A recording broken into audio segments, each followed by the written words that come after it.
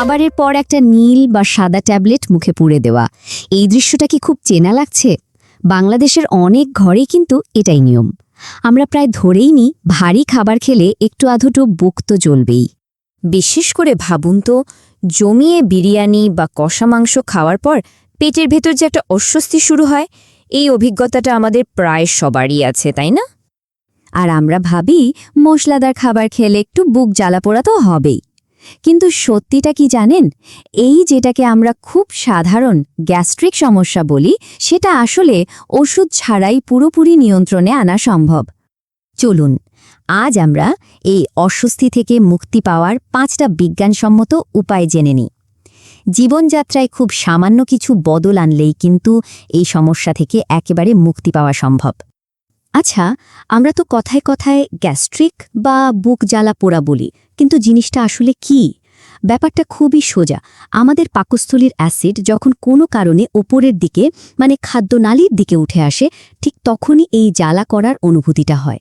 মেডিকেলের ভাষায় একে বলা হয় অ্যাসিড রিফ্লক্স। তো এই অবস্থা থেকে বাঁচার প্রথম উপায়টা কি হতে পারে?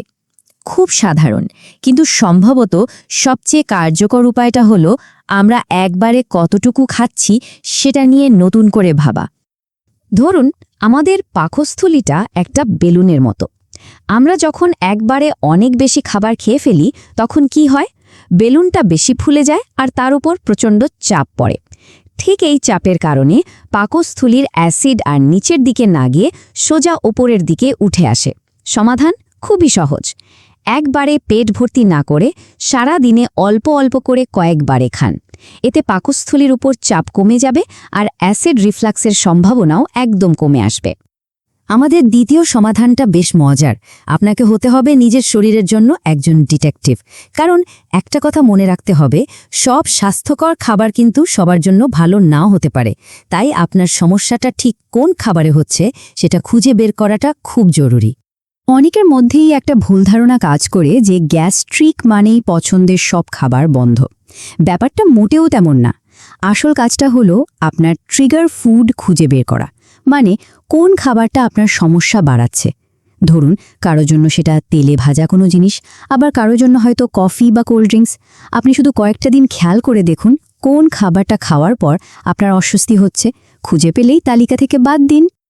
আচ্ছা, একটা জিনিস কি খেয়াল করেছেন? দিনের বেলা হয়তো আপনি ঠিকই আছেন, কিন্তু যেই রাতে ঘুমোতে গেলেন অমনি শুরু হয়ে গেল বুক জ্বালা পোড়া। কেন এমন হয় বলুন তো? রাতে আমরা এমন কি ভুল করি যা এই সমস্যাকে আরও বাড়িয়ে দেয়? এর উত্তরটাই কিন্তু লুকিয়ে আছে আমাদের 3 নম্বর সমাধানে, আর সেটা হলো খাবারের সময়। বিশেষ করে আপনি দিনের শেষ খাবারটা কখন খাচ্ছেন সেটার ওপর আপনার রাতের আরাম অনেকটাই নির্ভর করছে। অ্যাসিডিটির সবচেয়ে বড় কারণগুলোর একটা হলো খাওয়ার পরপরই শুয়ে পড়া। নিয়মটা হলো রাতের খাবার আর ঘুমানোর মধ্যে কমপক্ষে 3 থেকে 4 ঘন্টার একটা গ্যাপ রাখতে হবে। মানে আপনি যদি রাত 11টায় ঘুমাতে যান, তাহলে চেষ্টা করুন 7:30টার মধ্যেই রাতের খাওয়া শেষ করে ফেলতে। কারণটা খুবই সিম্পল। ভরপেটে শুয়ে পড়লে গ্র্যাভিটি বা মাধ্যাকর্ষণের কারণে পাকস্থলীর অ্যাসিড খুব সহজেই গলার দিকে উঠে আসে। এখন প্রশ্ন হলো, খাবারের সময় ঠিক করার পরও যদি রাতের সমস্যা হয়, তাহলে কি করার আছে? এখানেই আসছে আমাদের 4 নম্বর উপায়।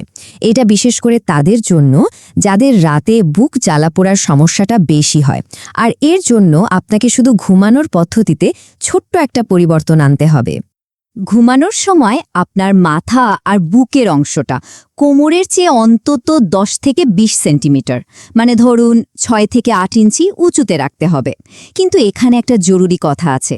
দয়া করে কয়েকটা বালিশ একসাথে দিয়ে শুধু মাথা উঁচু করবেন না, এতে কিন্তু ঘাড়ে ব্যথা হতে পারে। এর চেয়ে অনেক ভালো উপায় হলো খাটের মাথার দিকের পায়ার নিচে ইট বা কাঠের ব্লক দিয়ে দিন। এতে পুরো বিছানাটাই একটা ঢালু হয়ে যাবে, আর তখন মাধ্যাকর্ষণই আপনার বন্ধু হয়ে অ্যাসিডকে পাকস্থলীতে আটকে রাখবে। এবার আমরা আসছি আমাদের 5ম এবং শেষ সমাধানে। আর সত্যি বলতে এটাই হয়তো সবচেয়ে গুরুত্বপূর্ণ, কারণ এটা কোনো সাময়িক সমাধান না, বরং এমন দুটি অভ্যাস যা এই সমস্যার একেবারে গোড়া ধরে টান দেবে। বিভিন্ন গবেষণায় একদম পরিষ্কারভাবে দেখা গেছে শরীরের ওজন বেশি হলে সেটা সরাসরি আমাদের পাকস্থলীর ওপর চাপ বাড়ায়, আর এই চাপের কারণে অ্যাসিড ওপরের দিকে উঠে আসে। এর সাথে যদি ধূমপানের অভ্যাস থাকে তাহলে তো কথাই নেই। ধূমপান আমাদের খাদ্যনালীর মুখের ভালভটাকে একদম দুর্বল করে দেয়, ফলে অ্যাসিড কোনো বাধা ছাড়াই যখন তখন ওপরে উঠে আসে। সুতরাং বুঝতেই পারছেন, এই সমস্যা থেকে যদি আপনি স্থায়ী মুক্তি চান তাহলে ধূমপান ছাড়তেই হবে আর শরীরের ওজন নিয়ন্ত্রণে রাখতেই হবে। অন্য টিপসগুলো আপনাকে সাময়িক আরাম দেবে ঠিকই, কিন্তু এই দুটো পরিবর্তনই হলো দীর্ঘমেয়াদী সমাধানের আসল চাবিকাঠি। তবে সবকিছুর শেষে একটা খুব জরুরি সতর্কবার্তা, সব বুকজ্বালা পোড়াকে কিন্তু সাধারণ গ্যাস্ট্রিক ভেবে বসে থাকলে চলবে না। যদি দেখেন হঠাৎ করে আপনার ওজন অনেক কমে যাচ্ছে, খাবার গিলতে কষ্ট হচ্ছে বা ব্যথা করছে, বারবার বমি হচ্ছে কিংবা পায়খানার রং কালো হয়ে গেছে, তাহলে এক মুহূর্ত দেরি না করে একজন ডাক্তারের সাথে কথা বলুন, কারণ এইগুলো আরও বড় কোনো সমস্যার লক্ষণ হতে পারে। তাহলে আমরা আজকে 5টা উপায় জানলাম। একবারে কম খাওয়া, নিজের জন্য ক্ষতিকারক খাবারটা চেনা, খাওয়ার সময় আর ঘুমানোর সময়ের মধ্যে গ্যাপ রাখা, ঘুমানোর সময় মাথা উঁচু রাখা, আর সবশেষে ওজন নিয়ন্ত্রণ আর ধূমপান ছাড়া। এবার ভাবুন তো এই 5টার মধ্যে কোন ছোট্ট পরিবর্তনটা দিয়ে আপনি আজ থেকে শুরু করতে পারেন। মনে রাখবেন, আপনার স্বাস্থ্যের নিয়ন্ত্রণ কিন্তু আপনারই হাতে। একটা ছোট্ট পদক্ষেপে কিন্তু বড় একটা আরামদায়ক জীবনের শুরু হতে পারে।